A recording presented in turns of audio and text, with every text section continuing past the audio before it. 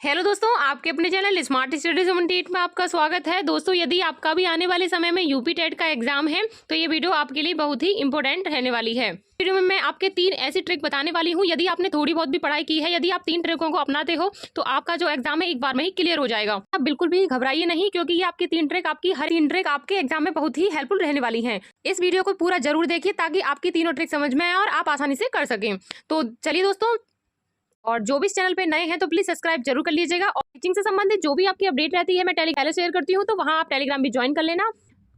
Telegram की जो link है मैं डिस्क्रिप्शन में दे दूंगी, वहां से आप ज्वाइन कर लेना। ठीक है, चलिए दोस्तों अब वीडियो स्टार्ट करते हैं। तो देख लेते हैं सबसे पहला पॉइंट। तो दोस्तों मैं कहूंगी कि अब इस टाइम इतना टाइम नहीं है कि आप इतना नया पढ़ सको, या फिर कोई भी अब इतना टाइम नहीं है कि आप कोई नई चीज पढ़ो। अब है ही नहीं टाइम, क्योंकि आपका 2 तारीख से तो आपका एग्जाम ही है। यानी कि अब इस टाइम आप चाहकर भी कुछ नहीं कर सकते, क्योंकि जो भी आपने पढ़ा है, अगर थोड़ा बहुत भी पढ़ पाए हैं तो ये सिर्फ ये ट्रिक जब भी काम करेंगे थोड़ा बहुत आपने पढ़ा हो। देखते हैं पहले इसमें पहला पॉइंट क्या है। तो सबसे पहले मैं बात करती हूँ, जैसे कि आपने थोड़ी बहुत पढ़ाई की है तो आप क्या करिए कि इस दिन बचा है तो अब आपको क्या करना है। यदि आपके पास नोट्स है तो प्लीज उनका रिविजन कीजिए। अगर आपने कर भी लिया है तो अब आपको क्या करना है, अंतिम टाइम पे जितना हो सके ना पीवाईक्यू सॉल्व करके जाइए।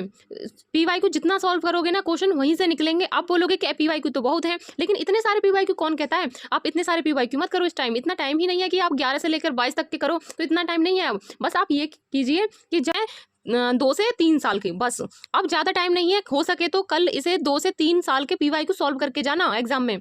तो यही है कि जब आप एग्जाम में जाने से पहले, यदि आपका 2 तारीख को पेपर है, 2 जुलाई को पेपर है, तो आप पीवाईक्यू सॉल्व जरूर करके जाना 2 से 3 साल तक का। क्योंकि अगर आपने बिल्कुल भी नहीं छुआ है तो देखो पेपर जो आता है ना आपके पीवाईक्यू में से कम 60 से 70% आपका पीवाईक्यू रिपीट होगा वहां पर।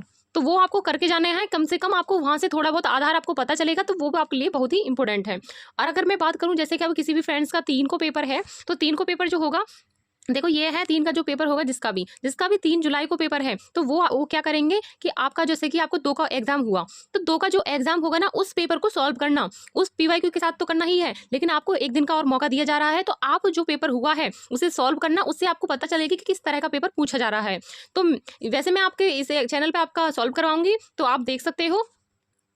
और वो पेपर बहुत ही इंपॉर्टेंट है आपके लिए, वो जरूर सॉल्व करके जाना जो आपका 2 का है। यदि जिनका 4 का है, जैसे कि आपका मैं बोलूं जिनका एग्जाम 4 का है, तो 4 का है तो वो तो अभी ये मत सोचिए कि लेवल 1 का या लेवल 2 का है। तो इस टाइम ये नहीं देखना लेवल 1 वालों को कि हमने लेवल 2 का नहीं देखना है, क्योंकि लेवल 2 थोड़ा मतलब वो होता है कि सीडीपी वगैरह तो सब सेम होती है, और आपका जैसे कि आपका हिंदी हो गया, ये भी सेम होती हैं, तो वो आपको करके जानी है। तो चाहे वो लेवल 1 का हो या 2 का हो, तो आपस में आप कर सकते हो, क्योंकि इसमें आपका आधार पता चलेगा। तो आपको जो भी फ्रेंड्स के 4 को एग्जाम है, तो वो 2 का और 3 का जो भी पेपर आया है उसे सॉल्व करके जाइए। अब आप लगा लीजिए, जब आप एक दिन में 2 यानी कि 2 आपके 2 शिफ्ट होंगी, तो 2 दिन में आपके 4 शिफ्ट देखने को मिलेंगी। तो 4 शिफ्टों से ही आपको अंदाजा लग जाएगा कि आपके जो पैटर्न है वो किस आधार पर चल रहा है। तो इस तरह आप इस पेपर को सॉल्व कीजिए, बिल्कुल आसान है, इसमें कुछ भी नहीं करना, आपको बस पेपर एक बार सॉल्व करना है, उसे आपको आधार पता चलेगा, और पेपर में आपका जो दिमाग है वो फास्ट काम करेगा।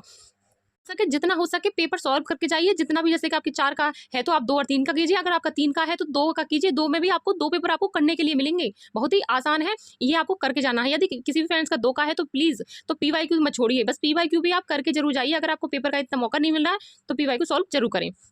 नेक्स्ट बात करती हूँ, अब इस टाइम आपको क्या करना है। यदि आपका 2 जुलाई का है तो आपको इस टाइम पॉजिटिव और नेगेटिव टैग वर्ड भी देख लेने हैं, क्योंकि बहुत से क्वेश्चन ऐसे आते हैं। मैं ये नहीं बोल रही कि सारा पेपर टैग वर्ड से आएगा, बाकी आपके बहुत से जो भी आपके पेडागोजी के जितने भी क्वेश्चन आएंगे वो आपके पॉजिटिव और नेगेटिव यानी आपके टैग वर्ड के आएंगे।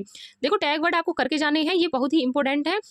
अधिकतर तो सीटेट में ज्यादा पूछे जाते हैं टैग वर्ड के, लेकिन यूपी टेट में भी इनका कम रोल नहीं है, क्योंकि जहां भी हमारी पेडागोजी पूछी जाती है वहां पर आपके टैग वर्ड हर जगह यूज किए जाते हैं। अधिकतर तो आपके सीडीपी में भी टैग वर्ड आपको देखने को मिलते हैं, हर एक सब्जेक्ट में देखने को मिलते हैं। थोड़ा थोड़ा सभी में से आएगा ना, टैग वर्ड आपको प्लीज याद करके जरूर जाने हैं।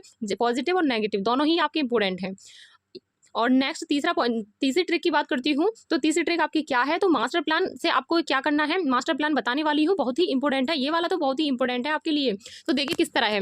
देखिए आप इस तरह तुक्का लगाएं तो उससे तो अच्छा है कि आप एक बार में मतलब एकदम सटीक समझें। यानी कि ये जो मैं आपको बताने वाली हूँ कम से कम ये 80 से आपका 85% एकदम करेक्ट माना जाता है, ये अगर इस तरह से करोगे तो आप, क्योंकि आप बिल्कुल ही कहते हैं ना कि 4 ऑप्शन देख के बिल्कुल भी आंख मीच के ये कर दो तो वो चीज़ आपकी गलत है, यानी कि वहां पर आपके नंबर नहीं बढ़ने वाले। तो ये जो मैं बता रही हूँ ये आपकी तीसरी ट्रिक है। तो इसमें आपके कम से कम 20 से 25 नंबर तो ऐसे ही बढ़ जाएंगे।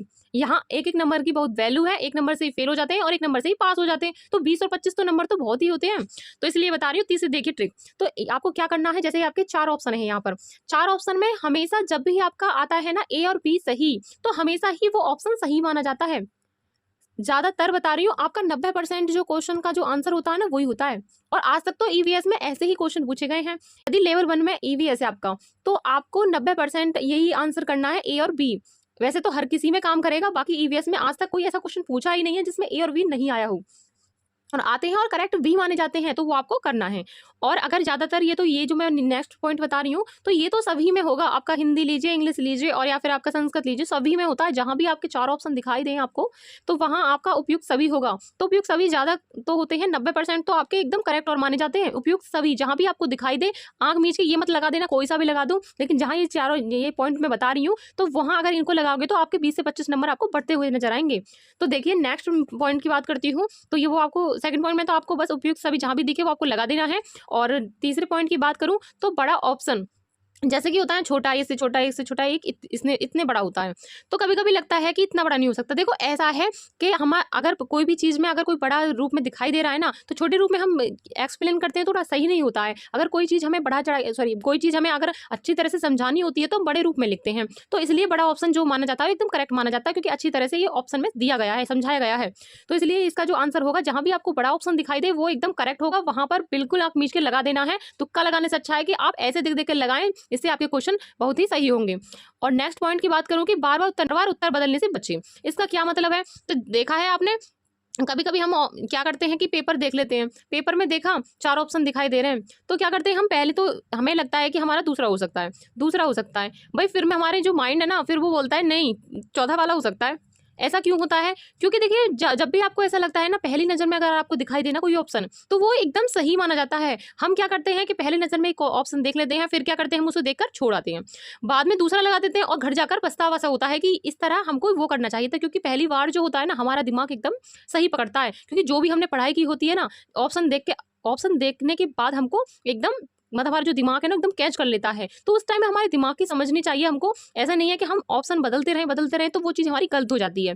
बस यही बोलूंगी कि जहां भी आपको 4 ऑप्शन में से अगर तुमको लगे कि हाँ ये हो सकता है, तो वो जरूर कीजिए, वो आंसर आपका सही होता है, ज्यादातर बता रही हूँ। तो ये आपको करना है, जो भी आपको मैं इसके यानी कि मास्टर प्लान के आपके 4 यानी कि आपके पॉइंट दिए हैं, सारे ही इंपॉर्टेंट हैं, ये आप खुद महसूस कर सकते हो।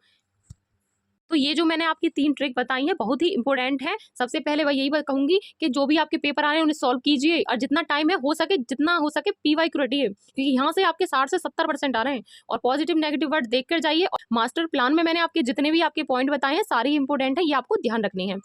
कि पेपर सॉल्व की तो मैं खुद अपने इस चैनल पे मैं खुद यानी कि 2 और 3 यानी कि 2 और 3 और 4 जुलाई का आपका पेपर सॉल्व कराने वाली हूँ, और इसलिए चैनल से जुड़ जाइए ताकि आपकी हेल्प हो सके।